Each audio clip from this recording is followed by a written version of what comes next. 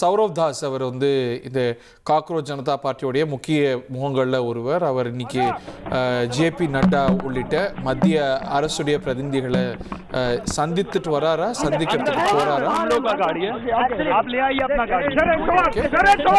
திரையில பார்க்கக்கூடிய காட்சிகள் டெல்லி கான்ஸ்டிடியூஷனல் கிளப் வாசல் இருந்து வர காட்சிகள்னு பார்க்குறேன். இவங்க ஜந்தர் மந்தர்ல போராட்டம் நடத்திட்டு இருந்தாங்க. அங்க வந்து பாருங்க, இல்லைன்னா ஒரு பொதுவான இடத்துல மீட் பண்ணுவோம், அமைச்சர்களுடைய இல்லத்துக்கோ அலுவலகத்துக்கோ எல்லாம் நாங்க வரமாட்டோம் அப்படின்னு அவங்க உறுதியா சொல்லிட்டாங்க. ஏன்னா எங்க நேரம் வீணாகுது, போன பேச்சுவார்த்தையிலே எங்களுக்கு கசப்பான அனுபவம் இருக்கு, நாங்க பொது இடத்துல தான் மீட் பண்ணுவோம், இல்லை எங்களை வந்து எங்க இடத்துல அரசு பிரதிநிதிகள் பார்க்கணும்னு சொன்ன நிலையில கான்ஸ்டிடியூஷனல் கிளப்ல மத்திய அரசுக்கும் இந்த காக்ரோச் ஜனதா பார்ட்டி பிரதிநிதிகளுக்கும் இடையே பேச்சுவார்த்தை நடக்குது.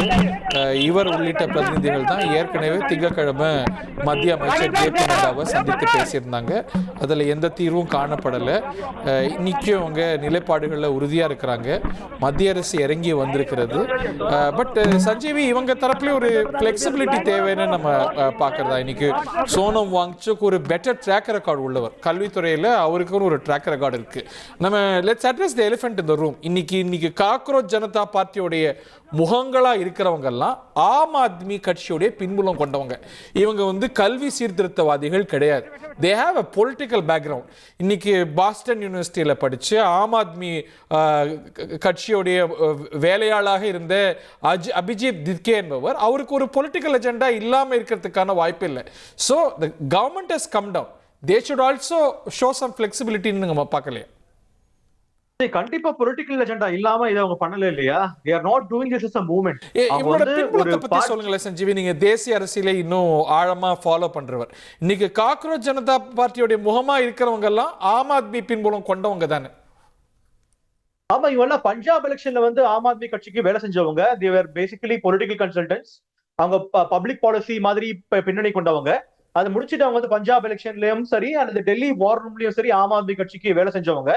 அது முடிச்சு இந்த அபிஜித் தீப்கேன்றவர் வந்து மேல் படிப்புக்காக அமெரிக்கா போறாரு. அதுக்கப்புறம் இங்க இருக்கக்கூடியவங்க பேசிக்கலி இவங்க எல்லாம் பாத்தீங்கன்னா இந்த பொலிட்டிக்கல் கன்சல்டன்சி பேக்ரவுண்ட் கொண்டவங்க, பப்ளிக் பாலிசி அதே மாதிரி டேட்டா சயின்ஸ் போன்ற விஷயங்களை படிச்சவங்க சரியா. அதனால இவங்களுக்கு பாலிடிக்ஸ் தெரியும். பாலிடிக்ஸ் தெரியாம கிடையாது இவங்களுக்கு. ஏன்னா ஒரு பொலிட்டிக்கல் பார்ட்டிக்கு ஸ்ட்ராட்டஜி கொடுக்கக்கூடியவங்களுக்கு இன்னும் கிரியேட்டிவா திங்க் பண்ணுவாங்க இல்லையா? அதனால இவங்க சாதாரண வேற பேக்ரவுண்ட் இருந்து வரல. they are not engineers. Sanjeev, ஒரு கான்ஸ்டிடியூஷனல் கிளப்ல பேச்சுவார்த்தை நடை பெறும் அப்படின்னு அறிவிக்கப்பட்டது. இன்னைக்கு பேச்சுவார்த்தை நடக்கக்கூடிய இடம் மாற்றம் அப்படிங்கிற செய்தியும் நம்ம பார்க்கிறோம். டு கிவ் அ பேக்ரவுண்ட், நாங்கள் வந்து மத்திய அமைச்சர்களுடைய இல்லங்கள்லேயோ அலுவலகங்கள்லேயோ பேச்சுவார்த்தை நடத்த மாட்டோம் அப்படின்னு சிஜேபி உறுதியாக சொன்னது. கான்ஸ்டிடியூஷனல் கிளப்பில் நடத்தப்படும் அப்படின்னு சொன்ன நிலையில் இன்றைக்கி பேச்சுவார்த்தையுடைய வென்யூ மாற்றப்பட்டிருக்கிறது. இவங்களுக்கும் மத்திய அரசுக்கும் இடையே சற்று நேரத்தில் பேச்சுவார்த்தை நடைபெறுகிறது. விட்டல் பாய் பட்டேல் இடத்துடைய டீட்டெயிலை நம்ம இன்னும் தெளிவாக சொல்லுவோம். Let our reporters report better. சரியா சொல்லுங்க. விபி இல்லம், விட்டல் பாய் இல்லம். Sanjeevi, do you have any more details on that? எனக்கு அவ்வளோ விவரம் தெரியாது டெல்லியோடைய முக்கிய இடங்கள் பற்றி. இல்ல, எனக்கும் அதனை பத்தின விவரங்கள் இல்ல. நானும் ட்ரை பண்ணிட்டு இருக்கேன் இன்ஃபர்மேஷனை கேதர் பண்றதுக்கு. சோ இன்னொன்னு ஓகே சஞ்சீவி, இதுல ஒரு இம்பாஸுக்கு ஒரு தீர்வு வரும்னு நினைக்கிறீங்களா? பிகாஸ் இன்னைக்கு இவங்களுடைய மொழியும் ஆம் ஆத்மியுடைய மொழியும் ஒன்னா இருக்கிறத நம்ம பார்க்கிறோம். திரு கேஜ்ரிவாலுக்கு இவங்க மேல ஒரு பெரிய இன்ஃப்ளூயன்ஸ் இருக்குன்னு புரிஞ்சுக்கிறதா, இல்ல the movement has attained a momentum and shape of its own, so அப்படியெல்லாம் நம்ம should not cast aspersions on them னு பார்க்கணும்.